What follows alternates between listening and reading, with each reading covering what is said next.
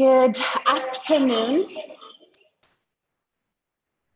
and welcome to day 2 of NBO Lit Fest. We're coming in live from Nairobi from NBO Lit Fest Command Central. There's so much activity happening on the other end over there. Welcome, welcome, welcome, welcome. Thank you to our storytellers over at Kaloleni. That was such incredible magic to watch. My name is Njane. I'm one of the founders of Book Bank Trust, and it's my absolute honor to be here today to introduce you to this next session. This festival is anchored in Nairobi's public libraries. It is also a celebration of the Macmillan Memorial Library's 90th birthday. Yeah, that library has been there for a while, which is why it needs so much love, which is why we're here. If you're new to the work that Bookbank does, please check us out on www.bookbank.org and check out our grand vision for Nairobi's libraries. But before we get started, some housekeeping rules.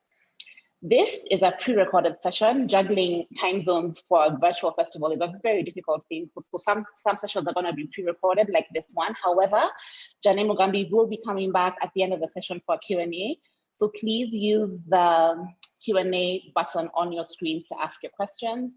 And also please keep your mics muted throughout the session just so that we don't interfere with anybody else's experience of the conversation. This event is also streaming on Facebook. Speaking of Facebook, we are social, so please connect with us on Twitter, Instagram, LinkedIn. We are at the Book Bank in all of those platforms, and our festival hashtag is #NBO LitFest. If you're streaming online, please tweet us your questions throughout the session as well. So we're going to be looking out there for questions as well. We'd love your feedback. We have a few polls running throughout the duration of this conversation and all our festival events. So please take some time during the session after the festival by email to give us your feedback. There's probably going to be a poll coming onto your screen in a few seconds asking you how you got here. Please do give us your feedback. Before I hand over to our moderator who will introduce our panelists, I'd like to say a big word of thanks to all of our partners, our sponsors, and the team behind this wonderful series of events, to our funders, Sharjah World Book Capital, Sigrid Rousing Trust, the Embassy of the Netherlands here in Nairobi, Asantini Sana for fueling our dreams and for making it possible for all of us to gather over this weekend of words. Our programming partners for the festival are the British Council, Glasgow Women's Library, Sahifa Journal, and Baraza Media Lab. And then this festival has been put together by a bunch of library lovers. Everybody at Bookbank really believes in the power of libraries, and they've been working for several weeks to put this together. So thank you to each and every one of you, the ones sitting in the room behind the screen and the ones who are in Kaloleni at home watching. Thank you to all of you. You guys have been an incredible team, and it has been an honor to work with you to deliver this great one for Nairobi. Let me introduce our moderator for the day, a really good friend of mine, Edith Kimani. Edith Kimani is a journalist and a media personality who's currently working with Germany's international broadcaster, Deustche Welle. I've probably butchered that, DW. She's currently the East African correspondent and the host of the station's Africa flagship program, the 77%. And she has over 10 years experience. Edith has covered a wide range of topics. I was telling my co-founder this morning that you give Edith anything, any topic, and she kind of finds a fire to run with it. So she's really passionate about the environment, about social justice, and she was part of a delegation selected to cover the effects of global warming in the seas and around the ice sheets in the Arctic. Edith, we have to talk about how that went, by the way. She's also a seasoned moderator and a speaker who has led high-level discussions at the World Economic Forum, the G20 Summit, as well as the World Trade Organization. And recently, Edith was named as one of Africa's most influential people, and I do believe that's an honor she has earned. We're really thrilled and honored to have Edith host this session. So without much further ado, over to you, Edith. Enjoy the conversation. Okay. Take 2. Welcome to the Nairobi Lit Fest presented by Bookbank. This is In Conversation, Last Dance in Kaloleni. Joining me will be Bettina, Ngweno, and Njane Mugambi. You can already see them on your screens, but let me tell you what it's going to be about. These two storytellers presenting a brief history of Kaloleni. Can you believe that? With a focus on its historical significance and its role in the political formation of Kenya. These stories will be told through a lens of music, sports, and politics. And we'll be asking a very critical question. How did social amenities shape Kaloleni and even continue to shape Kaloleni and the wider Eastlands as a whole to this day? We'll talk about a film that they've both made and the collaboration behind it. I'm really excited, and I'm your moderator, Edith Kimani. So without further ado, let me introduce the speakers. Njane Mugambi, will start with you. He is a composer. Yes. A composer, educator, researcher from Nairobi, Kenya. I mean, you wear a lot of hats, Njane, but you are known as a leading Kenyan composer of a homegrown style of classical and contemporary art music, which I personally find to be very interesting. He's also been involved in the music scene for more than 25 years as a composer, as I mentioned. He's also a teacher, academic, and a performer. You can imagine that he has an eclectic musical taste. And that experience includes classical, folk, jazz, pop, and world music genres. Man, we could go on forever about Njane, but I'll choose to stop there. And I'd like to now introduce Bettina Ngweno. Thank you so much for joining us. Hi, everyone. Now, Bettina is an associate professor at the University of California, Davis. Her teaching interests lie in various fields, including research methodology. And this is where it gets really interesting for this conversation: race and ethnicity in Latin America, Black intellectuals, diaspora and new Black identities, African descent communities in the Caribbean and Latin America, African descent communities of Asia. So you can tell that she's a proper expert here. She's also from Nairobi, Kenya, trained as an anthropologist, and she works on issues of space, properties, social justice, citizenship, all the things that we'll be talking about this here morning. So let's start with you, Njane. How did two of you come to meet? It doesn't seem like your worlds should be colliding, let alone creating some form of collaboration. Oh, well, it was an interesting story. It started from our lives as academics, actually. And the Aga Khan universities were trying to get a university going out here, a faculty of arts and sciences. This was, I forget. 2011, 2012? Yeah, Savoy Park, yeah, over 10 years, I think. And I was taken as part of the team building that faculty. And my job there was to bring in the cultural element to the curriculum they wanted to offer. So I was one of a team of many. And Bettina then came in to lead that team 2 years later or something like that. And in conversation, the man who had put us together, Rafik Keshavji, knew that I was very interested in the city and some of the stories of the railway and the history of the development of the city through the railway. Unknowingly to me, Bettina also had that interest, and I was composing a piece called Ujenzi at the time, and that piece of music was to celebrate 50 years of Kenya's independence. It's a symphonic poem for symphony. And Bettina came along and was interested in what I was doing. Okay, Janet, sorry, let me jump in there because I really am very curious about how this friendship develops. But talk to me about how a composer and performer decides that my symphony is going to be about buildings, Ujenzi. Okay.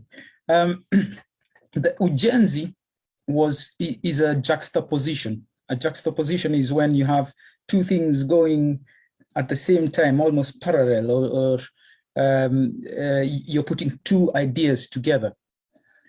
The juxtaposition was, how do I tell the story of the building of a country through music, through a composition? So you have things called symphonic poems, which is if you watch Mickey Mouse, for instance, when you have the music that when Mickey Mouse, actually no, Tom and Jerry is even better. When Tom is being chased by Jerry, and then they're chasing each other, and the music is getting faster, and then he's hitting on the head, and you have. Now, a symphonic poem is a grown-up way of doing Tom and Jerry, but with a storyline. So I took the storyline of the building of the railway from the mid 1800s to the beginning of the 1900s, and the way the railway started from Mombasa all the way to Kisumu, and wrote music of that journey. And that's how the music came to be together with the building of the railway. And the third arm was the building of Nairobi, which happened to grow off that railway. So that's the story of how building comes in with music and composition and Nairobi.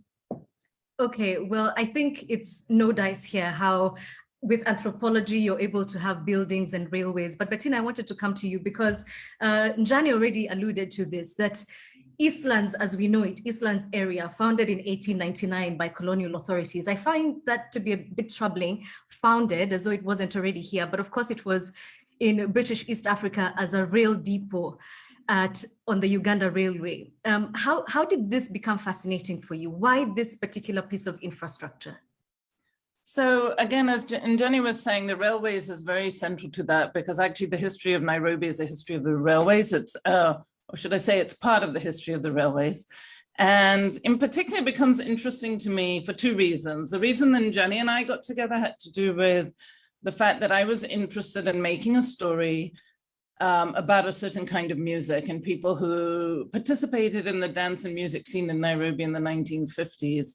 And the reason I was interested in that was two things. I was working at the coast for a while doing fieldwork, anthro fieldwork, and the place where I lived, everyone sang songs in the evening to entertain kids. But those songs were songs about Nairobi. And I'm like, why are people so far away singing about Nairobi? And then I was telling my dad about those songs, and he said, oh, you know, when I grew up, those were the songs of my era, you know, my generation as a child. And they were the songs of Nairobi at that time. My dad was born in Muthurwa, and Muthurwa, of course, and all the Landis were the first settlements in Nairobi. They were the first part of Nairobi, and they were the railway housing area for workers on the railway, whether African or Indian. And so most of Eastlands, in a sense, came about as residential spaces for workers. So you would either have government having places, Kaloleni is later, but let's say Pumwani or other places being put in through the government, or you had things like Tobacco Village that were put in through companies, but it was basically residential spaces for workers. And so my dad grew up in that because my grandfather was a train driver on the railways, and he had come to Nairobi in the 1930s. And so all of my aunts and uncles born in Nairobi and are from Nairobi. And so that's part of the interest. And my dad was telling me a story about how people would come to Nairobi and stay with them because Muthurwa was the center, and they would come and stay with them. And then because they were going to participate in dance and music competitions. And so you'd have all these people with these phenomenal voices. My dad always loved music. So these phenomenal voices and other stuff come. And he told the story of this one lady who had come and stayed with them. And I thought, gosh, that would make an interesting fictionalized story to tell of a woman who's the center of that world of dance and music in Nairobi in the 50s.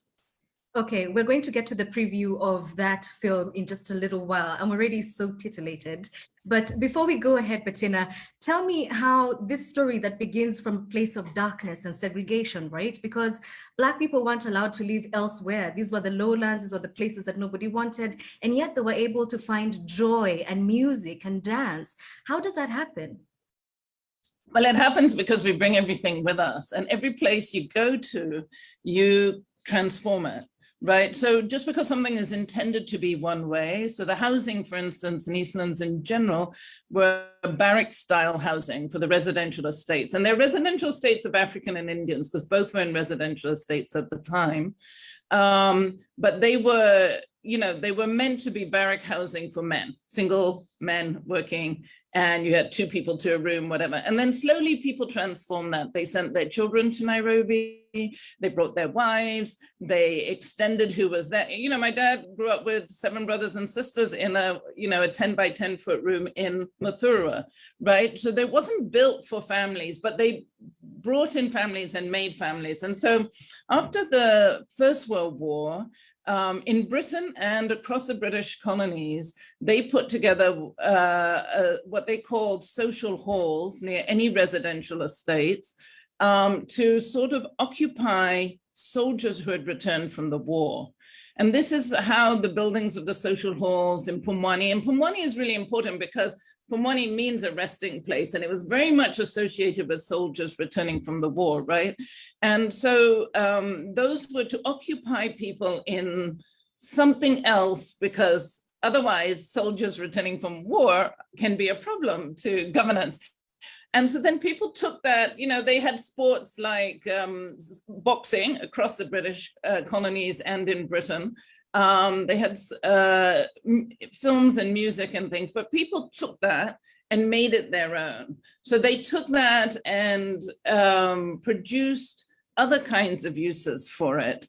They turned the dances that were there into dances with a Kenyan twist to it, So everything was made separately. And then those spaces, those social halls, especially the social hall in Pumwani, in Mathura, in Kaloleni, became really important political spaces, first and foremost for the unions, and then later for organizing of political parties.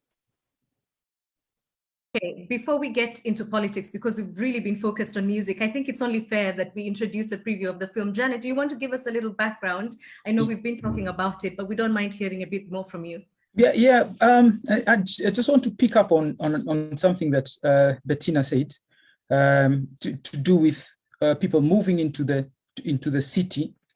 You have all this housing being set up, you have the social halls set up. And then life takes its own little twist. If I could put that into context, when the barrack housing was put together before the Second World War, the social setup was meant to be just men without their families, or without, no children around, not families around. Yeah, and Njane, correct me if I'm wrong, but this was to discourage people from having not just their families over, but visitors coming to Nairobi. This idea that Black people should be limited to certain areas. Well, I'm not sure whether that would be entirely the reason for it. There's another way of looking at it. Look at it in the social economic as a social economic structure. You want people to come to work with us for a specific job and to get out. So I don't know whether the politics around it was more important than the economics around it. I haven't studied enough of that. I haven't done enough research for that side, but it's an interesting point you raise. So my answer to that is I'm not sure what was more important at the time, because of course we're talking about politically turbulent times. But the social side of things was unplanned. The idea that you had social spaces that were being put up now in places like Pumwani, especially for the soldiers coming back from war, but the soldiers were coming back from war with other ideas, with political ideas as well, but with also cultural ideas. They bring back the guitars that they were hearing the guys playing, their fellow soldiers playing, or the accordion, like the way we have, our Mongiki, Mogibi music, with the Kikuyus. That's a very big difference between Mungiki and Mungiki. Yes, sorry, yes. Mongiki, not Mongiki. Mogidi, the music, not the group. Mogidi, the Kikuyu music that uses an accordion. Now, the little accordions were what the soldiers were carrying with them to war, because it was easy to carry. Now, the soldiers returning came with some of those culturally borrowed ideas. They also came with music. They came with the GV records, the short play 33s that they were listening to. The social halls had the boxing, but it also had some dancing, and they were dancing to the records that they had brought from the war. Then they started making their own music in their own interpretation of how it is to be in Nairobi. So as Bettina says, these social halls that were designed to sort of not appease, but to give people a social space, started growing their own tentacles, and social and political and economic tentacles. And I think one of the other important things to address your question that you asked, that those housing estates were set up as temporary housing in the city. So one of the things, they weren't meant to be permanent.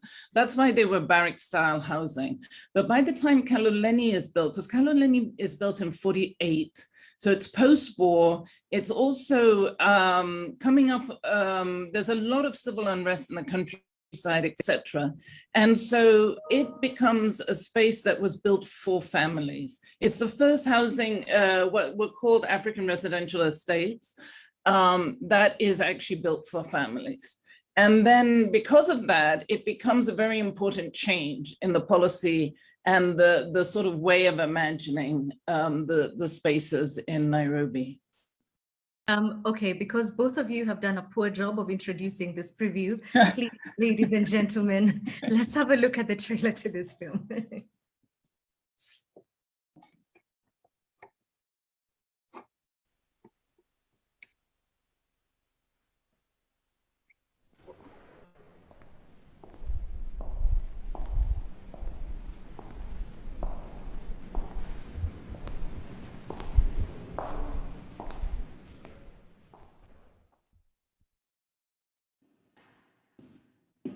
Ladies and gentlemen, they tell us we're not allowed to hold political rallies. But is this a political rally?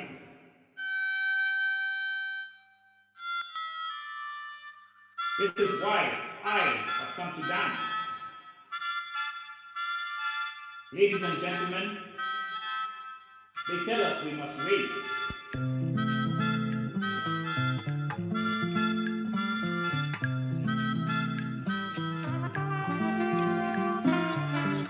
Now, while the iron is hot, our love is all we've got.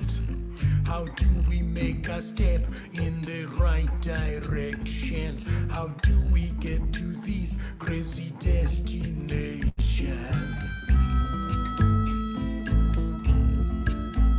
Let us move together. Let us find a place. Let us dance like it is our last dance. Let us move together.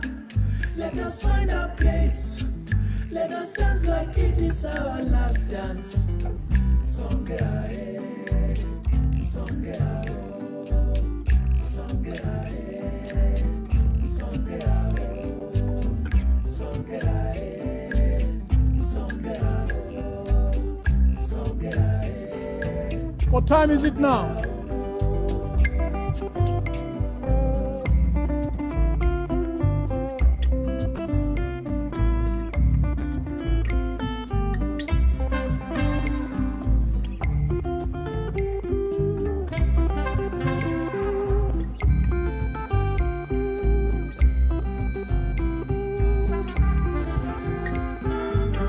How do we laugh to keep from crying?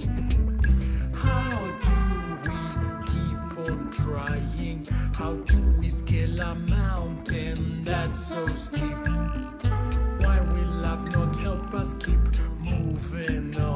Ladies and gentlemen, they tell us we're not yet ready. Let us move together.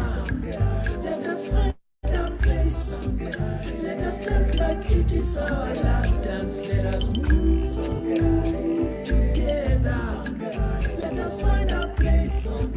Let us dance like it is our last dance. Move together. Let us find a place. Let us dance like it is our last dance. Let us move together.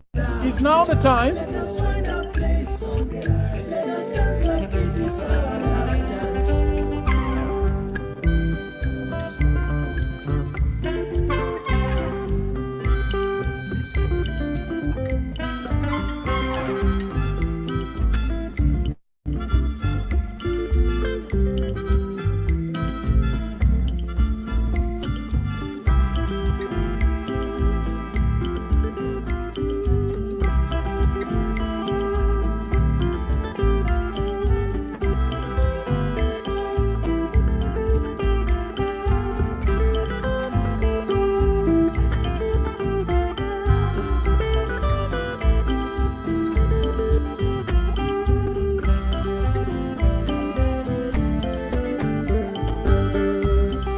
Must we wait? Must we wait? Must we wait?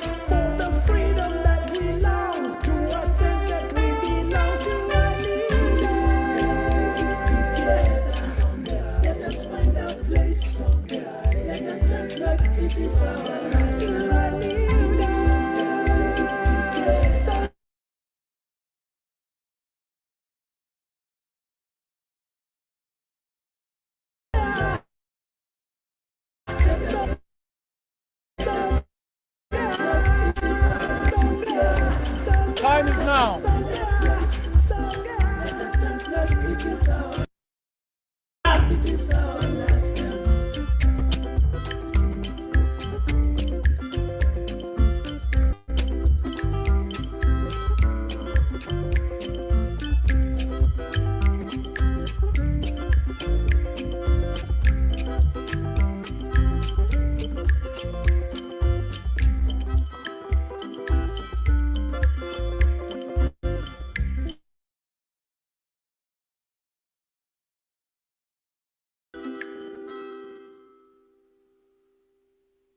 Oh, wow. Mazel tov, mazel tov. I really enjoyed that, Bettina, and to you too, Njane. But as I was watching that, it just felt almost nostalgic. I felt nostalgia for a place that I had never been, you know? And this is sort of what this era of post-1945, I think, was like for Africa. But when we look at an area like Eastlands, I can't help but think that Nairobi slums or low-income areas tend to constitute a microcosm of Kenyan society. And when you start to think of where things started to go wrong, particularly politically, can you trace a specific point? And why wasn't this energy carried through the post-45 era? So I would say I'm not sure it wasn't carried to the post-45 area. It was definitely carried because it is the background and the backbone of our independence. And so it definitely was it. I mean, the funny thing about it, songs that turned up of that era, like Malaika, were played at independence, that the music and the dance were actually part of the politics, and the people in the story that we're trying to reflect, for instance, politicians like Tom Mboya were musicians as well, and were dancers par excellence. And so there were ways in which those things were very much intertwined. and that they actually are the bedrock from which we moved out, let's say. You ask about how Eastland, because Eastlands was not always what someone would refer to as slum. In fact, Kaloleni in particular was considered, you know, sort of the Mathaiga of living in those days. And it was a fancy estate. It was a place where any visiting politician, I think it's Princess Margaret, came to talk to people there, where very important musicians played, where all sorts of presidents of different, people who became presidents of different countries lived, which is kind of interesting. And a politician, many of our famous people. So for instance, our former president, Mwai Kibaki, lived there. Tom Mboya lived there. Milton Obote lived there. You know, you have, it's kind of interesting. Barack Obama's dad lived there. And it was so I think what's interesting about it is when we think of the African parts of Nairobi, that was Eastlands before 1963. And then everyone moved into the rest of Nairobi and they made it what they made it. And some people travel back all the time to there to eat in Landimawe or wherever it is that they used to hang out. Others don't, right? Others took up a new aesthetic and a new space. And I think partly with the abandonment of the railways and the abandonment of the city in general was also the abandonment of those spaces. Yeah, let's talk about that. Njane, I don't know if you're the right person to answer this for me, because in 1951, that railway was then now rerouted to Kibera. How does that reshape then the social fabric of Nairobi, its sound, its politicians, its sportsmen and women? I can partly answer that. First of all, I think the railways, irrespective of whether you had the Kibera line or the lines that went up north and away from the city towards Laikipia, I think that the spaces that had already been created as a result of the railway just landing in Nairobi were more significant to the direction of the city. If I go back a little to something that Bettina has talked about Kaloleni being a very, a very cool place to be, Mwai Kibaki and all these prominent people lived in Kaloleni. The context at the time was Kaloleni is where the cool dudes were, if I could use that. That's where the dress that you see the dancer dancing in the video, that's how people hang out, going to dances in Kaloleni Social Hall. So the city at that time, talking specifically to places like Kaloleni, those were cool places. Those were very good places to live. Now, you talk about the change of the city. Where did it change? Where did the things change? I think the political, the struggle towards independence did have a huge impact on those spaces. Whether it is Kaloleni, which was meant to be a social hall, but politics was not allowed, but dances were allowed. So the dances became political, or the spaces became places for unions to talk, whether they're talking in the context of politics or talking in the context of music and entertainment. The politics is what changed. And I think it's the politics that changed the city more than, in my opinion, more than the rerouting of lines. I don't know whether Bettina agrees. And Bettina, if you'd like to add, I still don't understand how the politics could have changed the people, where the people were the politics. How did it go from euphoria to this crazy politicization of our ethnical backgrounds, our income levels? Where did it start? That's what I'm trying to figure out. So actually on the issue, it actually starts in that 1950s, because there's a lot of politics in the city that were setting out different classes of people by income, different access to resource by ethnicity, different access to jobs and stuff by gender. And all of those things in the 1950s was a big fight.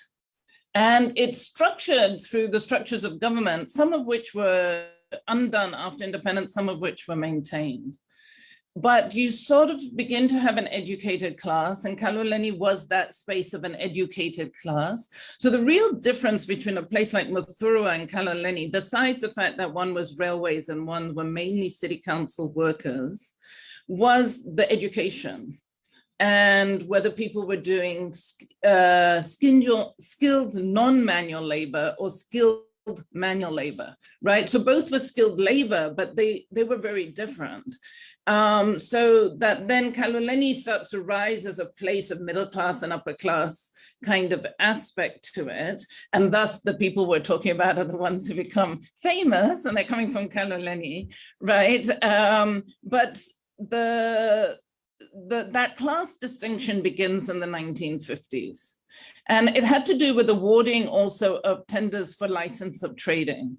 And that went to mainly ethnically Kikuyu and loyalists. So in the 1950s, that only people who get trading licenses. So they were men.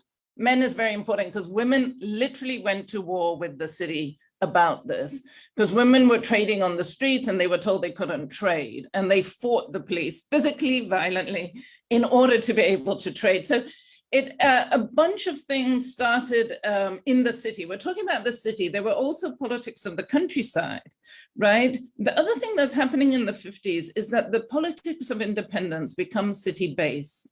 And the only reason it becomes city-based is because of the emergency and the very violent draconian shutting down of politics in the countryside. And so that unions in the city replace that politics. And that becomes, after 58, at the end of the emergency, that becomes the most frightening part for the British, is about unionized labor and labor organizing in urban spaces. So that's where politics was rural and then became urban.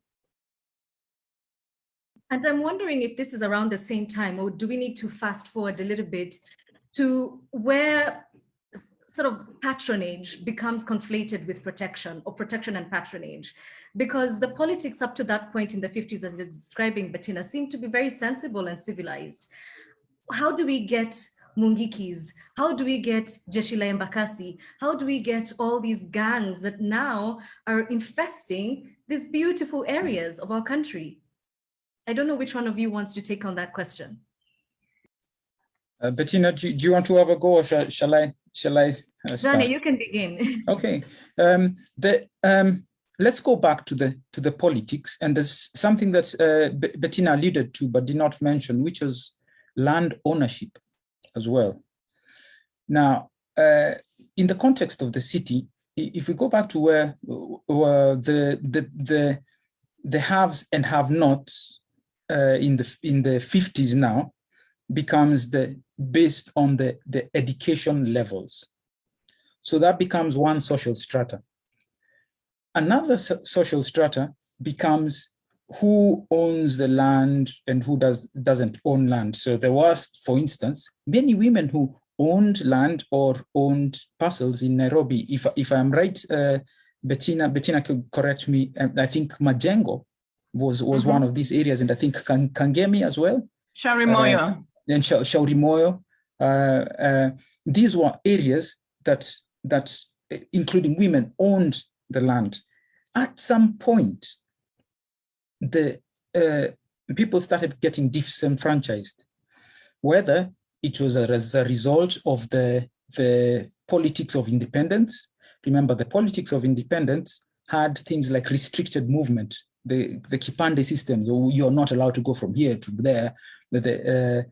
Those things did start alienating some people, including separating the locals, the Kenyans themselves, to the loyalists and non-loyalists, landowners, no landowners, educated, blue-collar jobs, from the city, born in the city, not born in the city.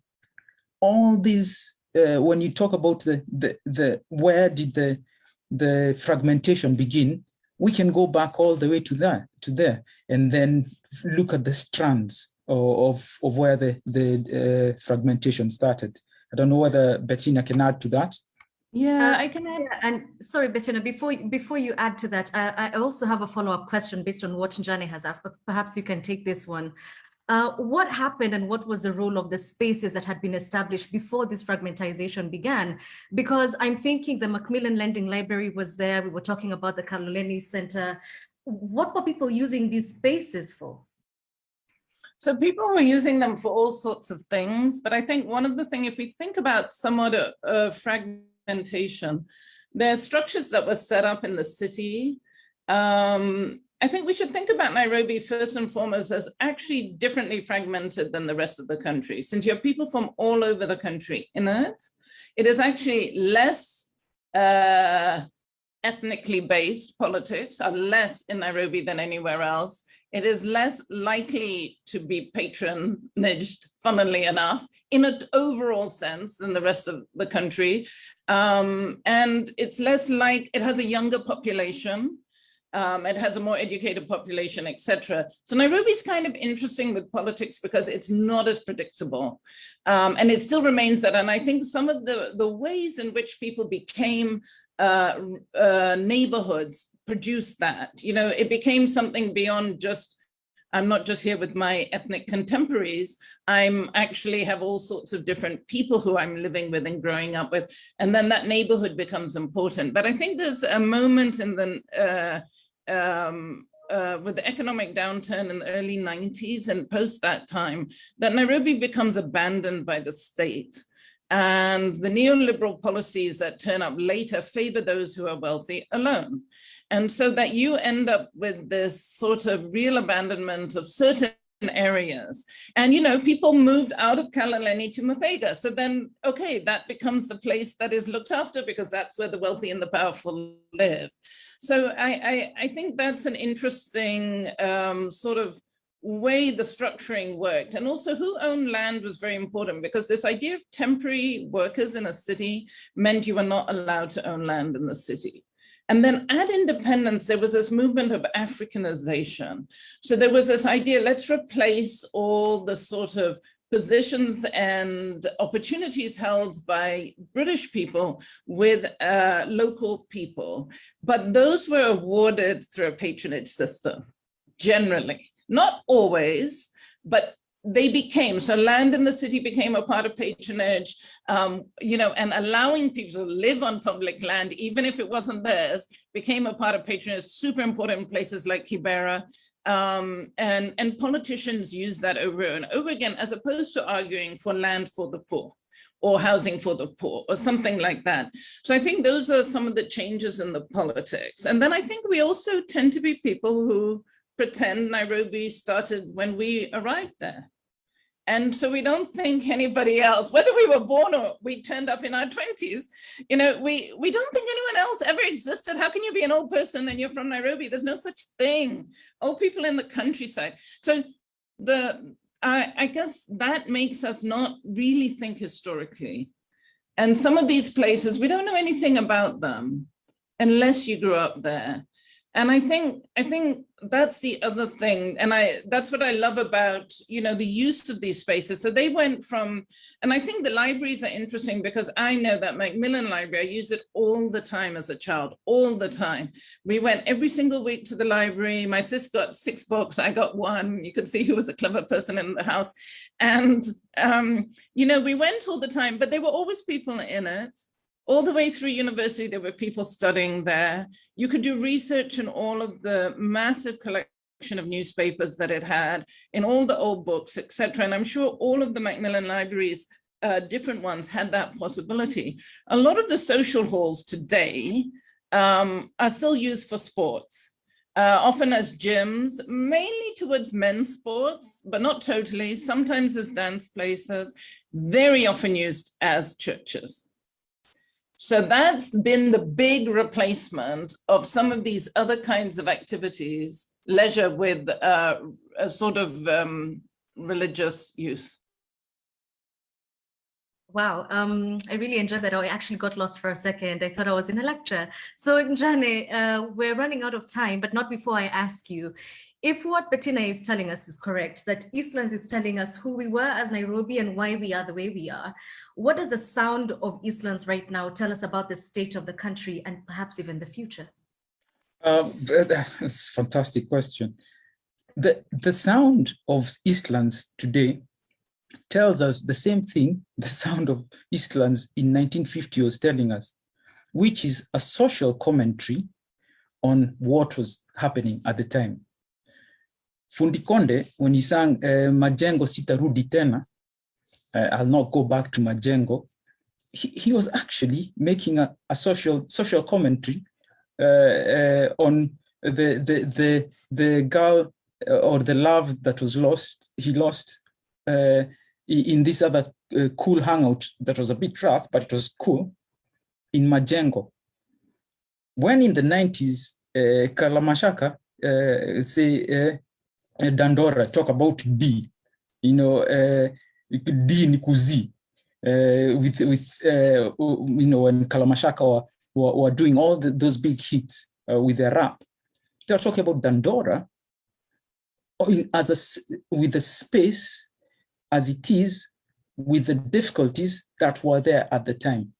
If we look at the music today, that is, whether it's the hip hop that's coming out from Eastlands, or whether it is the smoother sort of wild music that's coming out from people from the central part of the city, or the west, or the north of the city, all that music is a social commentary.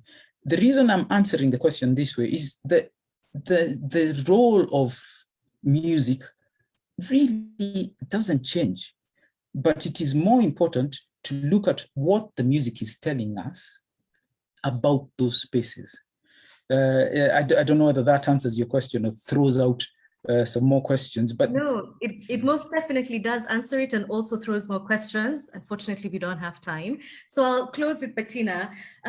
When people watch this film, what do you want them to take away from it? Or what's your hope that they'll leave with when they watch it?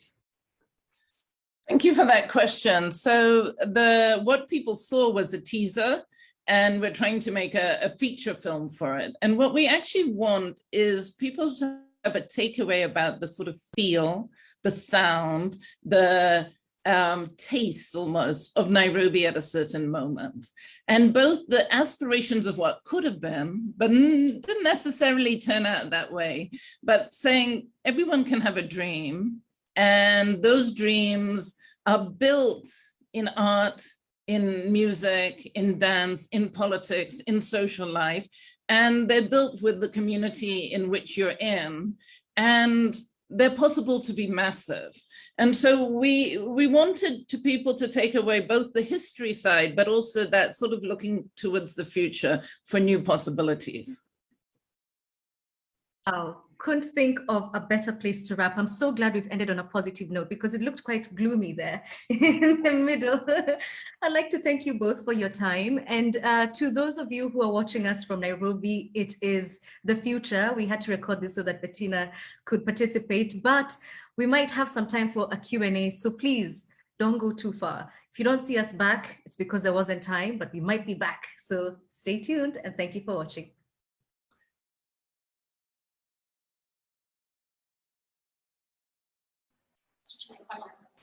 Thank you for that incredible conversation. I feel like I just had a wonderful class in the history of Kaloleni. I hope you feel the same way. We do not have time for Q&A. We have to jump onto the next session fairly quickly. So a word of thanks to everybody who made this possible: the Sharjah World Book Capital, Sigrid Rousing Trust, and the Embassy of the Netherlands here in Nairobi, as well as every single person who's working behind the scenes to make this happen. We have some music coming up for you, so don't go too far. Grab some lunch, get your links together. We have the first of what I promise you will be the most incredible thing you have seen today, because music just does that to me, and I'm really excited about the next session. So see you at 1:15 For Music Bank, thank you for joining us and enjoy the rest of the festival. Goodbye.